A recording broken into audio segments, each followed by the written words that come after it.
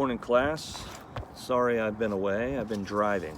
I am currently at the, as you can see right here, the Tanana River in Denali, Alaska. A little cold up here. Actually, it's pretty cold up here. I guess they missed the fact that it's springtime. But I felt the need to drive all the way to Alaska on location to discuss this book right here, Into the Wild. That's because that's in Alaska.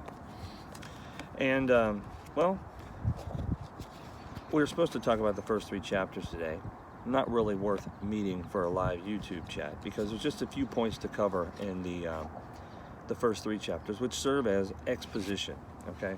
But I would like you to take a look at the author's note, something that we tend to skip in our haste, okay? And I'd like to point out a couple things before you get fully involved into the depths of the book, all right? And in the author's note, he starts out, again, with it's a little bit of establishing of his credibility, his ethos here. Right? Where he says, in April 1992, a young man from a well-to-do East Coast family hitchhiked to Alaska and walked alone into the wilderness north of Mount McKinley. Mount McKinley, by the way, is called Denali again. Right? It was named after President McKinley. Somebody shot him. 4 months later, his decomposed body was found by a party of moose hunters. Bummer. And then, of course, he talks about the fact that he was asked to write an article in Outside Magazine. But if you skip down to the 3rd paragraph, take a look at this. He says, immediately after graduating with honors from Emory University in the summer of 1990, McCandless dropped out of sight. He changed his name, gave the entire balance of a $24,000 savings account to charity. That's quite a sum in 1990. Abandoned his car and most of his possessions, burned all of his cash in his wallet, and then invented a new life for himself, taking up residence at the ragged margin of our society, wandering across North America in search of a raw, transcendent experience. There's that word again, transcendent, okay? We've spent a lot of time this year talking about transcendentalism, right? For good measure. Right? In our world, it is a constant battle between being caught up with our hectic lifestyle and capitalism and economic pursuits and just rising above it all. His family had no idea where he was or what became of him until his remains turned up in Alaska. So you want to keep that in mind when you are reading this book, right? This is about a guy who tries to emulate and put into practice the preaching of Emerson, Thoreau, and in his particular case, a lot of talk about Leo Tolstoy and Jack London, okay?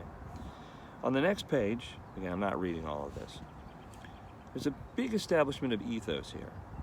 He says, the first full paragraph, I won't claim to be an impartial biographer, McCandless's strange tale struck me as a personal note that made a dispassionate rendering of the tragedy impossible. Through most of the book, I have tried, and largely succeeded, I think, to minimize my authorial presence. Okay. First of all, Krakauer's writing style is top-notch.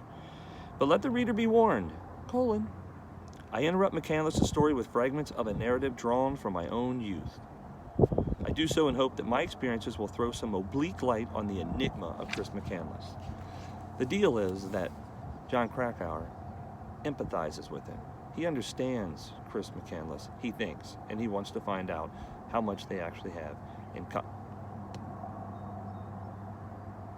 Thought I heard a bear. Dangerous up here. He wants to know, right? Are we the same? And how close did I come, possibly, to suffering the same fate as Chris McCandless? That's in the middle of the book, okay? The last paragraph, or the next paragraph, says, he was extremely intense young man and possessed a streak of stubborn idealism that did not mesh readily with modern existence. I get it. Right? Long captivated by the writing of Leo Tolstoy, McCandless has particularly admired how the great novelist had forsaken a life of wealth and privilege to wander among the destitute. Thoreau did a little of that. He could have been wealthy. He was an engineer, Harvard grad, decided to live in the woods by himself, okay? He did not live and wander among the destitute. This is sort of a Jesus Christ kind of thing. Jesus wandered with all the dregs of society and tried to lift them up. Tolstoy did something similar in his type of aestheticism, which is a word that's coming up. In college, McCandless began emulating Tolstoy's asceticism and moral rigor to a degree that first astonished and then alarmed those who were close to him. When the boy headed off into Alaska bush, he entertained no illusion that he was trekking into the land of milk and honey, which is an allusion to the Bible. Peril, adversity, and Tolstoyan renunciation were precisely what he was seeking. And that is what he found. Now, besides the establishment of credibility, ethos, and that, if you look at the writing structure, you can see what high-level college graduate writing is. He uses was and is for emphasis, right?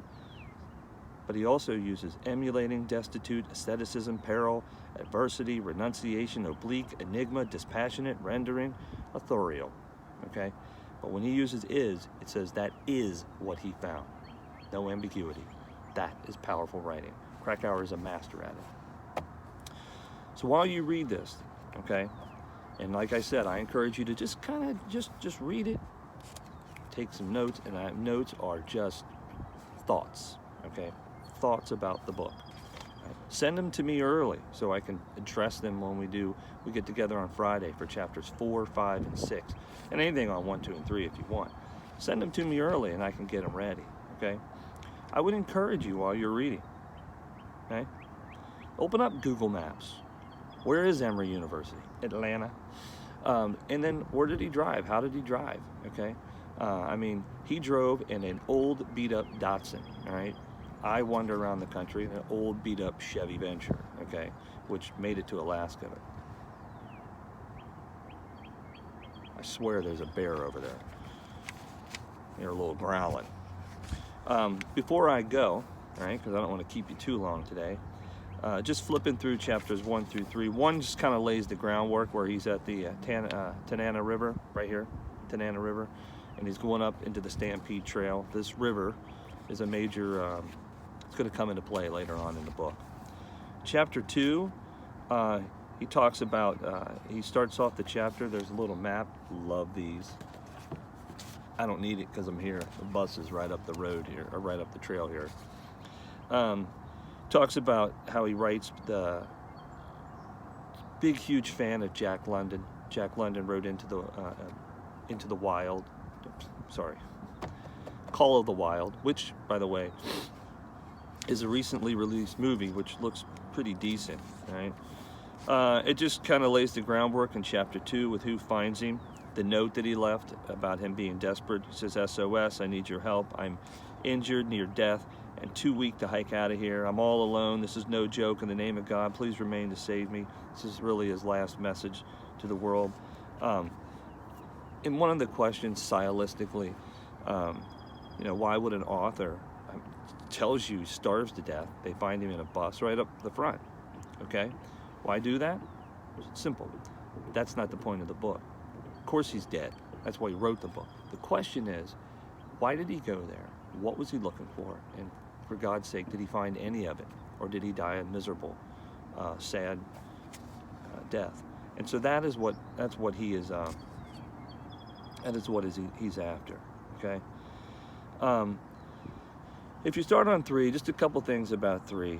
The quotation, the 2 quotations from the top, right? One from Leo Tolstoy. I wanted movement and not a calm course of existence. I wanted excitement and danger and the chance to sacrifice myself for my love. I felt in myself a superabundance of energy which I found no outlet in our quiet life. Very interesting. I must admit, shamefully, I have not read any Leo Tolstoy. Wasn't part of our curriculum in college. A lot of British lit, a lot of American, not the Russians. I'm telling you, there's a bear. It's over here now. I hope there's plenty of salmon in the Tanana River behind me.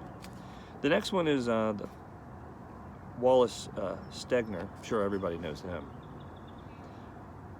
I don't. But what he says. it should not be denied that being footloose, think of that trip to Key West, footloose.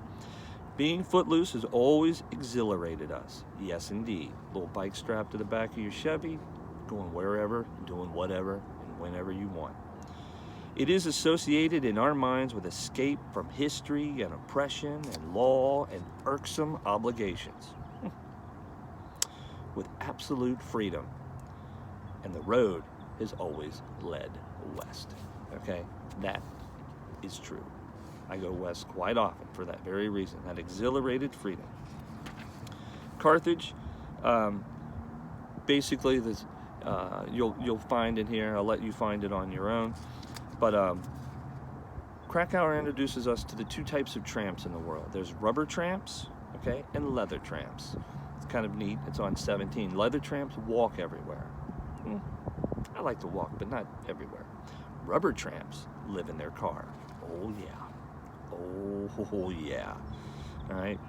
And when young Chris started out, he was more into the rubber tramp. He was driving around in his old beat up car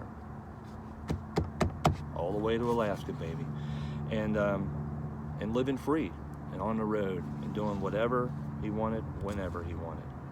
And finally, before we get out of here, I hope I get service to upload this. It's crazy.